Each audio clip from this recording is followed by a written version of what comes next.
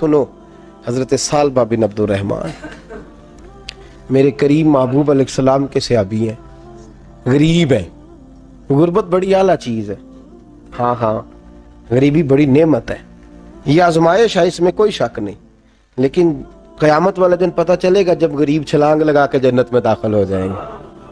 اور امیر تو کھڑے ہیں نا، میرے نبی پاک نے حضرت عبد الرحمن بن عوف کو، حضور صبح صبح اٹھے تو نبی پاک کی آنکھوں میں آنسو تھے، فرمایا میرے عبد الرحمن بن عوف کو بلاؤ۔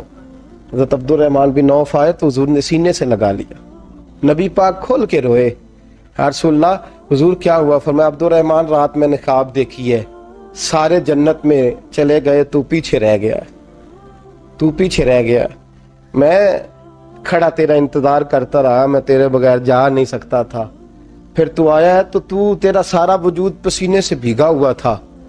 حضرت عبد الرحمن بن عوف تڑپ کے روئے، قدموں پہ سر رہا، حضور میری غلطی۔ فرمایا یار تیرے پاس مال بڑا ہے، تجھے حساب دیتے دیتے لیٹ ہو گئی، تیرے بیگ کھل گئے، تجھے حساب دینا پڑ گیا، تو لیٹ ہو گیا، میں پریشان ہو گیا۔ حضرت عبد الرحمن ابن عوف نے 100 گھوڑا مال اوپر رکھ کے حضرت عبد الرحمن نے حضور کی بارگاہ میں پیش کیا، کہا یا رسول اللہ یہ۔ اور پتہ ہے ایک دن کیا ہوا؟ ایک دن سرکار کے وصال ظاہری کے بعد حضرت عبد الرحمن ابن عوف نبی پاک کے گھر کے دروازے کے باہر آ کے بیٹھ گئے اور یوں سر کو پکڑا ہوا ہے، رو رہے ہیں۔ حضرت ام سلمہ حضور کی زوجہ باہر آئیں، کہا بیٹا عبد الرحمن کیا ہوا؟ جب پوچھا کیا ہوا تو اور کھول کے روئے، کہا کیوں روتا ہے؟ کہا اماں جی جب تک میرے محبوب حیات ظاہری میں تھے مجھے بتاتے تھے یہ مال نہ کما، یہ کم، میں حضور سے بات کرتا تھا تو حضور روک دیتے تھے، اب مجھے ظاہراً بتانے والا کوئی نہیں، مال کے ڈھیر لگ گئے ہیں، آج حساب کرنے بیٹھا ہوں تو حساب نہیں ہو رہا، سوچتا ہوں اگر میں پھنس گیا تو مجھے کون اس سے بچائے گا؟ آپ محبوب کی زوجہ ہیں، میری ماں ہے، میں آپ کے پاس آیا ہوں، اماں جی مجھے بتائیں میں کیا کروں؟ تو حضرت ام سلمہ بھی رو پڑی، کہنے لگے محبوب تھے، میں کہاں ان کی ترجمانی کر سکتی ہوں، میں نبی پاک کی ترجمانی کیسے کروں؟ کہا اماں جی خدا واسطے مجھے کوئی حکم دے دیں، مجھے لگتا ہے عبد الرحمن برباد ہو جائے گا، ہلاک ہو جائے گا، خدا رہا مجھے کچھ بتا دیں، اتنا سارا مال ہے میں کہاں اس کا حساب دوں گا، مہربانی فرمائیں، یہ تجارتیں میرے گلے پڑ رہی ہیں۔ حضرت ام سلمہ کی جب منت کی تو فرمانے لگی جا بیٹے آدھا خیرات کر دے۔ کتنا؟ 2.5% نہیں، کتنے فیصد ہے؟ 50%، 50%۔ حضرت عبد الرحمن ابن عوف گئے اور 50% خیرات کر کے کہنے لگے اماں میں نے 50% دے دیے، میں بچ جاؤں گا نا، میں بچ جاؤں گا، میں دے آیا ہوں آدھا۔ تو حضرت ام سلمہ فرمانے لگی میں نبی پاک کی بارگاہ میں سفارش کروں گی تیری، اور نبی پاک اللہ کی بارگاہ میں سفارش کرے صلی اللہ علیہ وسلم۔ حضرت سالبہ بن عبد الرحمن حضور دعا کر دیں، غریبی ہے، میرے نبی پاک نے فرمایا تجھی اس حال میں ہے بہتر ہے،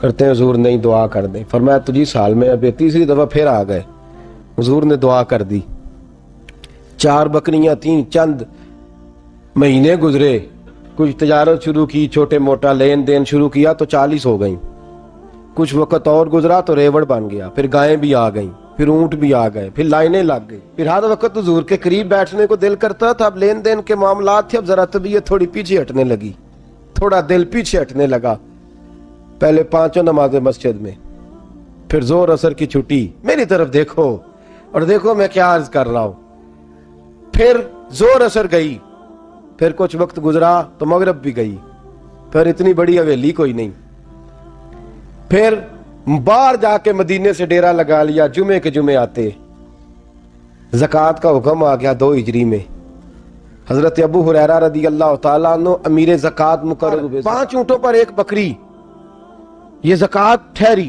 اب جب گئے نا اونٹ گنے اور بکریاں گننے لگے، اوہو 1 کروڑ پہ 2.5 لاکھ کس نے دیا تھا؟ دعا کس نے فرمائی؟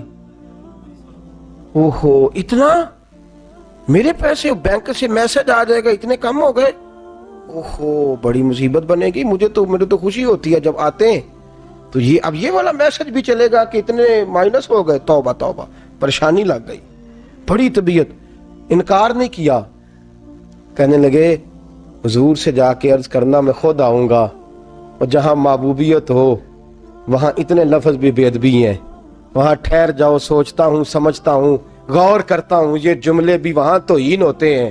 محبوب ہو اور وہاں انسان سوچ سمجھ کی بات کرے، وہاں انسان، بابا بلے شاہ صاحب نے کہا عقل آخ دی چگے نو سام کے رکھ، عشق آخ دے بال کے سیکنا چاہیے، کہا جا کے کہنا میں آؤں گا۔ سب کی زکوٰۃ لے آئے، در رسول پہ آئے، حضور نے فرمایا پہلے سالبہ کی بات بتاؤ، پتہ تھا نا پہلے سال، حضور اس نے کہا تھا میں آؤں گا۔ حضرت ابو ہریرہ کہتے ہیں نبی پاک نے ٹھنڈی آہ بھری، آہ ٹھنڈی، فرمایا ہلاک ہو گیا۔ اس کو کہا تھا نہ اس چکر میں پڑ، ہلاک ہو گیا، ہلاک۔ حضرت ابو ہریرہ فرماتے ہیں دو باریک باریک آنسوؤں کے قطرے بھی میں نے محبوب کی آنکھوں میں دیکھے۔ اپنا ہے نا تو دکھ ہوا، یار میرا اپنا تھا، ہلاک ہی ہو گیا ہے، کدھر چلا گیا ہے۔ ان کو بھی بعد میں خیال آیا، او ہو میں تو غریب تھا، یہ آیا کدھر سے تھا، میں تو غلامی رسول میں آتا گیا تو رب میری عزتیں بڑھاتا گیا، یہ میں کس چکر میں پڑ گیا۔ آئے لائنیں بکریوں کی لائے، حاضر کی، حضور وہ میں نے کہا تھا حضرت ابو ہریرہ سے میں خود آؤں گا، حضور میں خود لایا ہوں۔ فرمایا محبوب نے مجھے تو نہ بتا، میں تو سمجھتا ہوں، میں نے کہا تھا تو میں آ گیا ہوں۔ فرمایا چل اٹھا، دوڑ جا، لے جا۔ حضرت ابو ہریرہ فرماتے ہیں انکار محبوب نے سالبہ کو کیا، لیکن آنسو ابو بکر صدیق کے بھی نکل گئے۔ فرماتے ہیں درد عثمان غنی کو بھی ہونے لگا، تڑپ مولا علی بھی گئے۔ فرمایا جا لے جا، نہیں چاہیے تیرے پیسے۔ فرماتے ہیں سالبہ نے ہاتھ باندھے، کہا محبوبہ غلطی ہو گئی، حضور مجھے، فرمایا تجھے کہا نا تیرے نہیں چاہیے، نکل جا۔ حضرت ابو ہریرہ فرماتے ہیں جب نبی پاک نے رخ پھیرا تو صحابہ کی زبانوں پہ بھی جاری ہو گیا یہ تو ہلاک ہو گیا۔ کہتے ہیں مدینے میں قحط پڑ گیا، محبوب نے فرمایا بلال تو بھی آج لا، ایک خشک چھوارا حضرت بلال کا قبول ہو گیا۔ لیکن سالبہ لائنیں لگیں یا مال کی، فرمایا جا لے جا، تیرا قبول نہیں ہے۔ فرماتے ہیں تڑپتے رہے ساری زندگی اور مال کو دیکھ دیکھ کے آہیں بھرتے رہے، لیکن کریم نے اس تجارت کو قبول، حضرت ابو بکر صدیق کے پاس آئے، سرکار کے وصال، حضور قبول فرما لیں۔ فرمایا ساری دنیا کا قبول ہے، جس کا میرے نبی نے قبول نہیں فرمایا میں کیسے قبول کر لوں۔ حضرت عمر فاروق کے پاس آئے، فرمایا نہ تیرا قبول نہیں۔ حضرت عثمان کے زمانے میں وصال ہو گیا۔ عزیز یاد رکھ، تجارت وہ والی کر جو تجھے نجات دے، اس چکر میں نہ پڑ جا جو تجھے الجھا دے۔ قرآن مجید کی آیت آئی اقترب للناس حسابہم وہم فی غفلۃ معرضون، لوگوں کا حساب قریب آ گیا ہے اور وہ ابھی بھی غفلت میں پڑے ہیں، ابھی بھی 2 کے 4 اور 4 کے 10 کر رہے ہیں، حساب کا وقت قریب آ گیا۔ حضرت انس آئے مسجد سے، ایک صحابی مکان بنا رہے تھے، جھونپڑی تعمیر کر رہے تھے۔